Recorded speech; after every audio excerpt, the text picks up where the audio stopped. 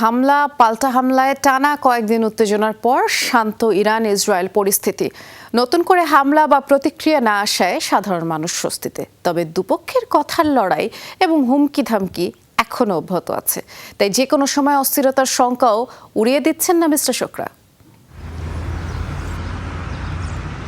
শান্ত তেহরানের পথঘাট, হামলা সংঘাত শঙ্কায় ভরা কয়েকটি দিন কাটিয়ে স্বাভাবিক জনজীবন।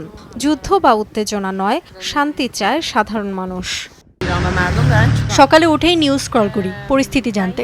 সবাই স্বাভাবিকভাবেই চলাফেরা করছে, বাজার ঘাটে যাচ্ছে। পরিস্থিতি কিভাবে উন্নতি হবে জানি না, তবে আমরা ইরানের জনগণ শান্তি পছন্দ করি, যুদ্ধকে ঘৃণা করি। গাজায় হামাসের কাছে জিম্মিদের মুক্তি নিশ্চিত হয়নি এখনো। এ পরিস্থিতিতে ইরানের সাথে নতুন করে সংঘাত চায় না ইসরায়েলিরাও।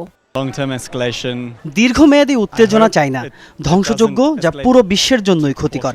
আশা করি তা এড়ানো যাবে। বিশ্লেষকরা বলছেন, পরস্পরের ভূখণ্ডে হামলা চালিয়ে একে অপরকে সতর্ক করেছে দুদেশ। আপাতত এড়ানো গেছে বড় ধরনের সংঘাত। তবে থমথমে পরিস্থিতিতে আবারও উত্তেজনা বৃদ্ধির শঙ্কাও উড়িয়ে দিচ্ছেন না তারা। ইসরায়েল ও ইরান দুপক্ষই সংঘাত বাড়াতে বিশেষ আগ্রহী নয়। পরস্পরের বিরুদ্ধে অনেকটা পরীক্ষামূলক অভিযান চালিয়েছে তারা। তেল আবিবের হামলা যেহেতু খুব সীমিত পরিসরে ছিল, বড় প্রতিক্রিয়া দেখানোর প্রয়োজন হয়নি তেহরানের।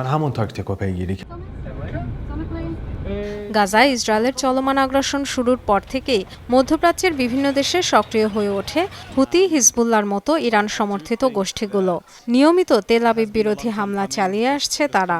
জবাবে চলতি মাসের শুরুতে সিরিয়ায় তেহরানের দূতাবাসে হামলা চালায় ইসরায়েল। মৃত্যু হয় 7 ইরানি কর্মকর্তার। তুঙ্গে পৌঁছায় উত্তেজনা। এরই জেরে ইসরায়েলি ভূখণ্ডে প্রথমবারের মতো হামলা চালায় তেহরান।